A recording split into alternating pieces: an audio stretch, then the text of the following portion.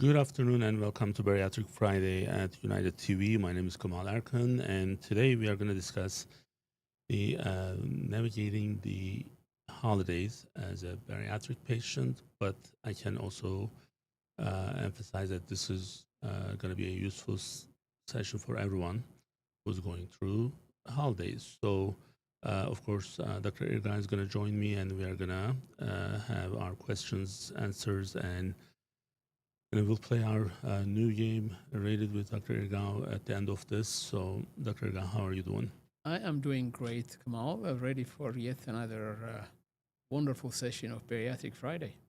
Well, thank you for being with us. Of course. So, the overall things are kind of like difficult for our patient population, but this is also true for others. So, for example, yesterday, Ethan organized an international potluck here in United Medical, and it's about pleasing each other with our own food.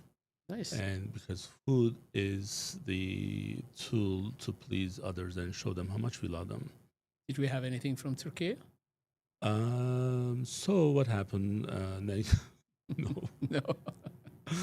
maybe we did. I don't know. Maybe we have a couple individuals in the care coordinations and one of our client managers. I don't know.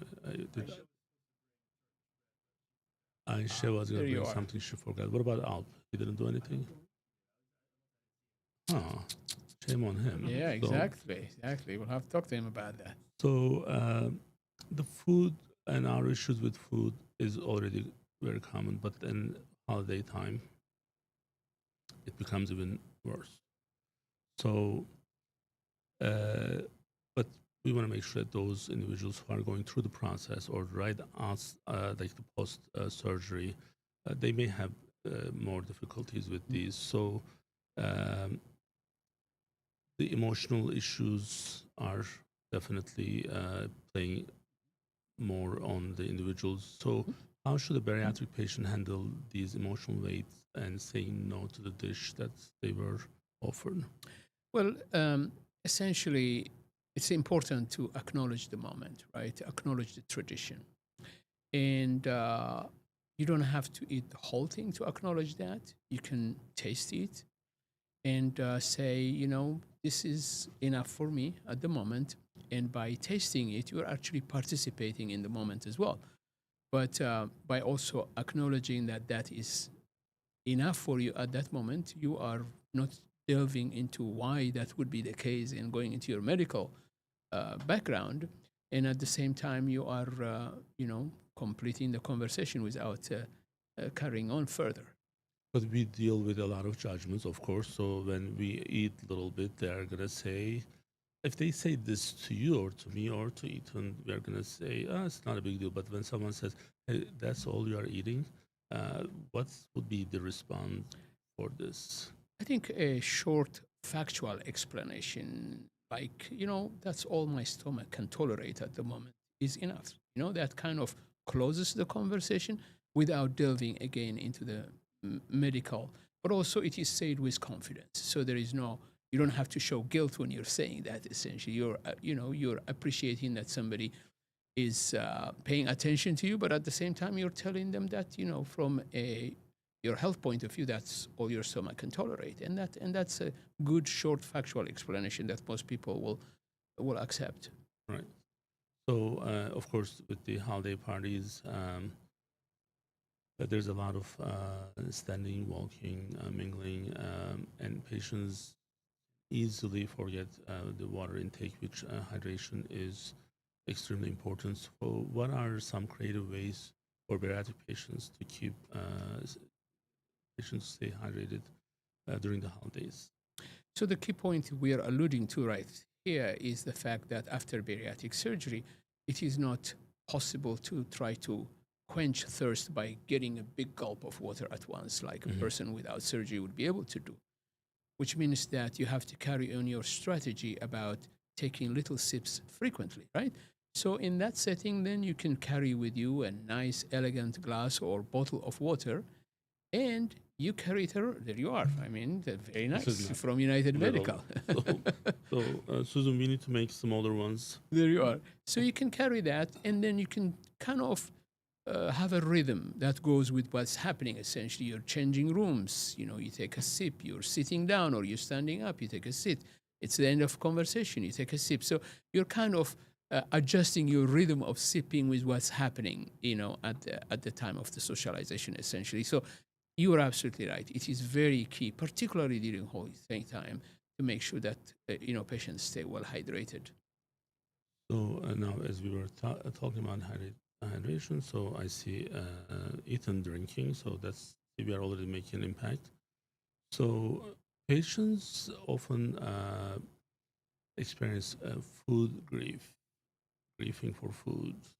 So they miss certain meals. Um, as I'm actually asking this question, I'm thinking if there's anything that I'm missing now and none. So, is this a normal thing for bariatric patients to have that type of sadness or nostalgia? Um, Yeah, I would call it nostalgia more than sadness. Yes, it is very common, mhm. right? And that can happen actually in any setting. For instance, if one has lived in a certain culture and then they move to another country where the culture is different, and if the So, do you food, have one? yeah, of course, Which yeah, one? I miss food from Tigray and from Eritrea. Although my lovely wife does make sure that we There we get it go. very frequently. But missing food is obviously something that can happen. It is important to clarify here that not all bariatric surgeries will preclude people from having certain foods.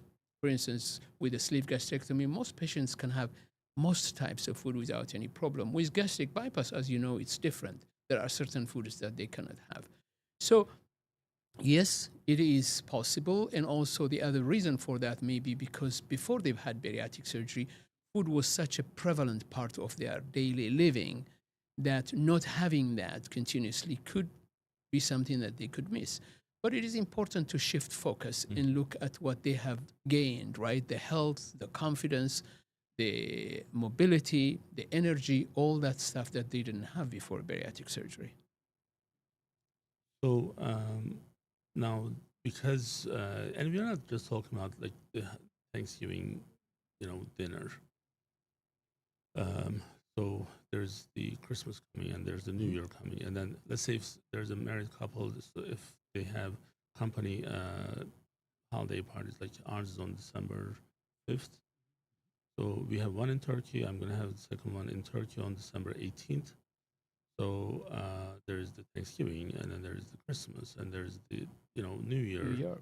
and and there may be some other personal ones. And do you see any potential issues for patients slipping back to the pre-surgery habits during this time? Definitely, definitely. And that is precisely why we're having sessions like this, right? It is possible with the prevalence of food to let your guard off. And one of the things that can happen, for instance, is grazing, just to snacking mindlessly continuously because there is so much food everywhere. I'm sure if we walked around offices, we would see that alongside the festive decorations, people will have all sorts of goodies as well for people to just munch and snack, essentially. Plus the different types of gatherings that people will have to celebrate an office party, to celebrate, a particular group that will be wanting to celebrate. So there will be food all the time. So if they're not careful, they can go back into the habit of being distracted while they are eating. Right? We want people to be really planning proactively their eating habits after bariatric surgery. But if they go on to just eating mindlessly without really planning and thinking, if they are distracted when they're eating, whether because they're talking they're in a conversation, watching TV, or they are in their phone, then you can go back to a habit of grazing, which can really have can sabotage their effort of trying to stay healthy and lose weight. So, the other trouble that we sometimes have is the family members. So you have your mom, I have my mom, Yeah. and other family members. So they kind of they show their care for by just providing food. What we were just talking about earlier. Even in the office, like if I don't handle it properly, I hurt someone's feelings. So, um, what would be the best way to handle those well-meaning relatives who keep offering food? Yeah, I think you have to redirect that gesture into something that is not necessarily food centered, right? So you could say, thank you for thinking about me. Mhm. Why don't we take a walk instead, right? So you keep that connection, Go for a right? 5K. Right. You keep that connection because even when they're offering food, really, at the end of the day, it's about the connection, right? The care. And you can keep that connection without necessarily being centered on the food. So rather than just rejecting it outright, finding a new way of redirecting that connection, like, let's take a walk and have a chat, is a way of keeping the connection without really taking the food. So the other issue is there may be some holiday travels, and usually when we travel, our routine is being kind of interrupted, and this is not just for the meals, but for the sleep and the movement or the medications. So, what's one travel mistake bariatric patients don't realize is sabotaging their progress? So they are out of their normal rhythm and schedule, in which case they may find themselves skipping meals, right? Not getting that protein that they Mhm. need, which may lead to hunger spikes, which may lead to just eating without any planning and maybe taking stuff that's not healthy. So, Mhm. really continuing your attention to planning, to having your protein first very early in the day so that there are no hunger pangs during the day is very important. I mean, like some airport restaurants and some of those, like what's the pretzel place eaten, uh, and yeah, like that that smell of that place is from a distance is deadly. And like, with my gluten allergies, I still eat when I'm there. So I mean, it happens to all of us. That's what I'm actually Right? trying No, no, to. My absolutely. point is, Absolutely. these are not for just for the bariatric patients. It's for everyone. Yep. So desserts are deadly as always. So the fear of breaking the rules when you have a dessert is one really big issue. Is there a way for bariatric patients to enjoy dessert without triggering dumpling or guilt? Absolutely. I think it's all about uh, micro portions as opposed to small portion or little portion, right? Micro. So having like half of a teaspoonful of something that you want to taste is not necessarily going to cause dumping or sabotage your weight loss effort, but you do it not necessarily as an act of getting a serving, but more as a taste, Mhm. right? You're like testing it, and so you want to kind of savor it, even if it's a small portion. Just look at it as something that you want to savor, that you want to taste, that you want to enjoy, and you don't have to have the whole thing for you to be able to enjoy that. So, with the morbid obesity or obesity and the um psychological issues Hmm. related to that, social stigma, they are playing an extremely big role Hmm. Hmm. Hmm. in our patients' lives. And again, this is true for other people, but it's more for those who are dealing with the morbid obesity. Um, and when they feel like they're an outsider, when they don't participate in the full-fledged eating, like everything is on the table, and that feeling of being an outsider is another, pressure that they get from the psychological side. So, how can bariatric patients stay socially engaged during the big meals without feeling they are left out? So I think the key here is you're absolutely right. Food is so central in the celebratory Mhm. atmosphere that it almost you would feel out of place if you're not participating in that. But it is actually possible to participate without necessarily focusing on the food, right? So make sure, for instance, you are next to people you enjoy talking to, Mhm. right? Make sure that the conversation is not necessarily directed towards the food, the meals, the recipes, but towards other things as well, right? So it is possible if you are proactively thinking about it to be fully engaged without necessarily having to, focus on the food as well. So sitting next to people you enjoy talking to, focusing your discussions on things that are not necessarily food centered are ways for you to just stay engaged without having to, uh, you know, be so food centered. So some of these holidays being in the winter time, so the winter months can trigger inactivity and low energy. Just sometimes just because someone who would be able to walk in the morning, it's too cold or it's raining or it's too dark. All those things can be a problem. So what is a realistic holiday moment goal for bariatric patients who are overwhelmed or busy? I think if they could, for instance, plan to do like a 10-minute walk after each meal, right? It really refreshes you, it gives you more energy, it helps you to digest more, it prevents things like heartburn and reflux. So that if it is possible for you to do that, whether it's indoors or outside, if it's possible, but just get that 10-minute walk right after you've eaten actually can go a long way to, uh, you know, counteract the inactivity. And this, physical activity after eating is really important Important, anyway. absolutely, So absolutely. that's kind of one way of controlling certain things that's going to have a storage versus it can be readily used. So it will eliminate those issues. So uh, it's a good time to walk after a Absolutely. meal. Yep.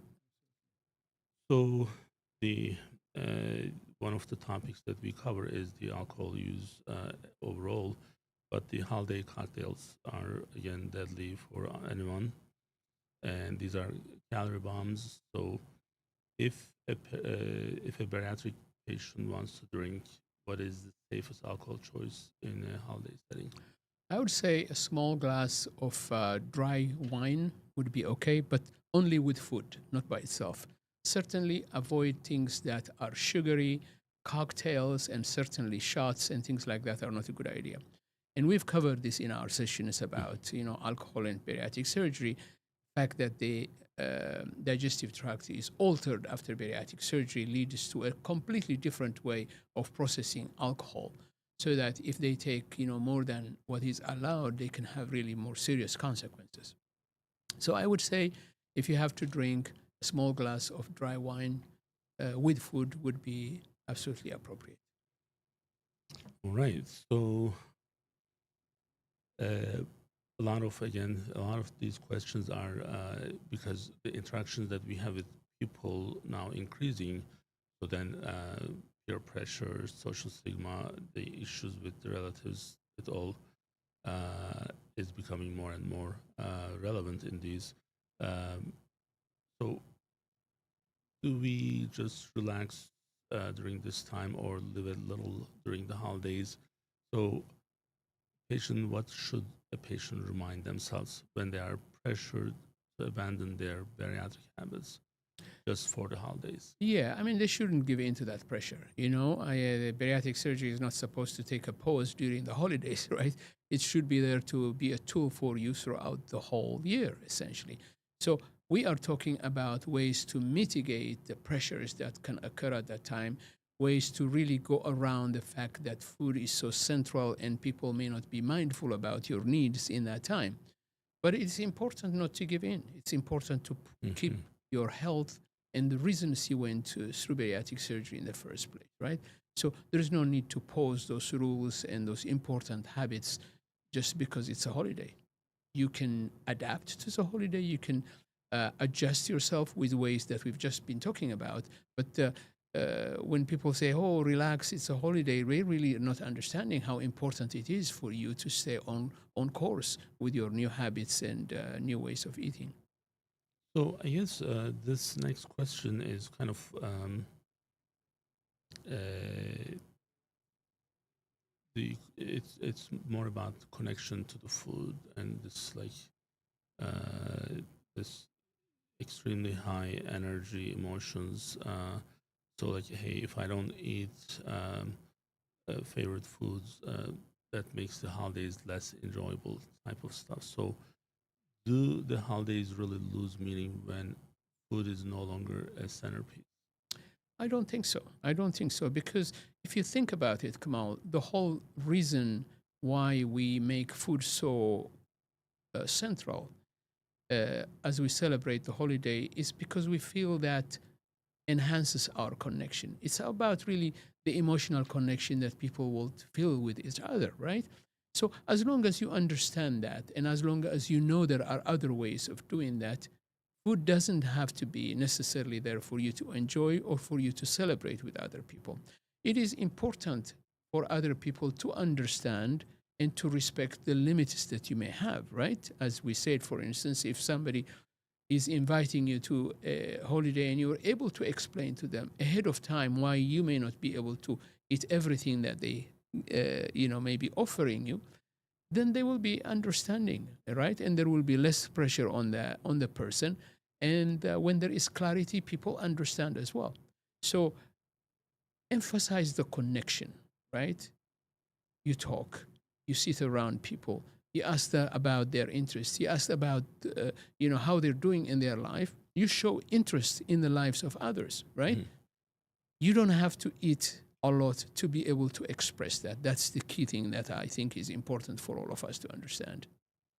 And one thing that I want to say is that from the personal side, um, personal experience, and having a lot of discussions regarding this because of it's our job.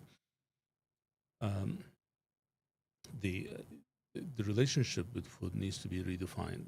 So, what food plays in our life, and how much needs to be eaten. That's all about like the education that you need to have, and also when you have too much.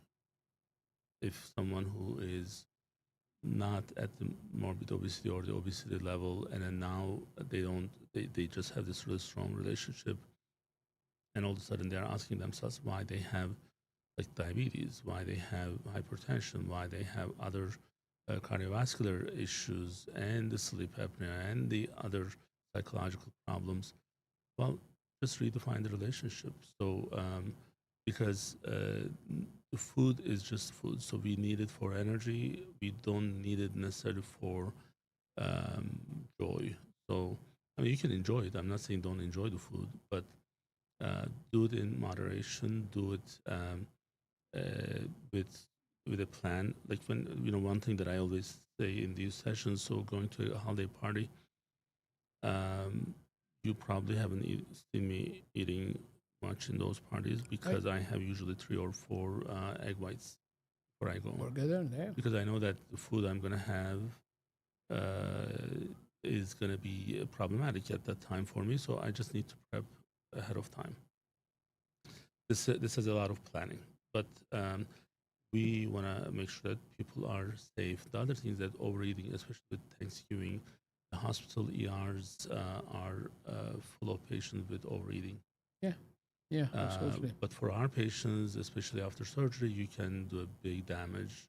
Yeah. So don't actually follow anything um, that's gonna put you in trouble. So please stay away from any activities that's gonna get you in the hospital because we are also doing Thanksgiving. So we don't want to go to the hospital. So No, but I mean, going back to the point of redefining relationship with food, this is really critical, right? Because our relationship with food is, if you look back, right, there was a time in the history of humanity when you ate because you're hungry, not because it's mhm, something you want to just enjoy. It wasn't a pastime, it was a necessity. And the reason was because there was not a lot of food. So when you found food, it was an absolutely important thing to do. And what better way to show your kinship with another fellow human being than to ask them to break bread together, right? You break bread together and you're showing them your relationship by doing something so critically difficult to obtain, which is food, right? Well, we passed that time. There is, particularly in societies like right. ours in America, I mean, sometimes I try to count how many food stores there are around where I live. And each one of them has the same amount of food of every type, right? So we don't look at food as something that is so necessary for our survival. We look at food as something that we do for enjoyment. Similarly, that has translated to our cultural interactions as well. Breaking bread together now means having a feast because we can do it, right? But that leads to the consequences that we're having that you mentioned. I mean, it is absurd to think that you develop an illness because you're eating too much. That would have been something so difficult to understand for human beings that lived, let's say, 50,000 years ago, right? But now it is a reality because our body processes food the same way it did 50,000 years ago. And yet, food is way more available now than it was And way more 50 processed. more processed. That's the other major problem we have as well. So I have an idea for the holiday activities to keep people all together instead of just overeating. Watch our YouTube session. There you are. That's a good holiday activity. So you can do it while you are walking. Mhm. So it's an exercise.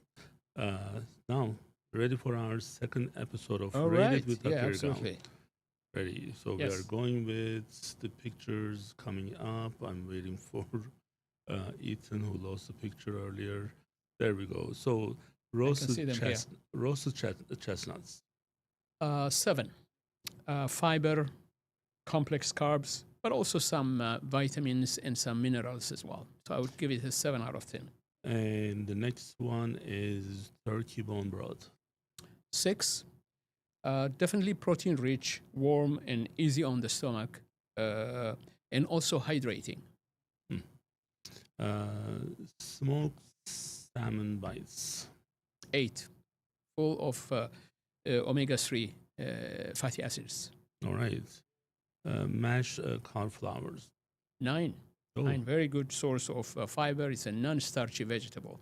Excellent. Dr. Wynn loves them. Yeah, she's right. Brussels sprout with cranberries. Another 9. Good fiber veggie. And also, it does have some anti cancer elements as well.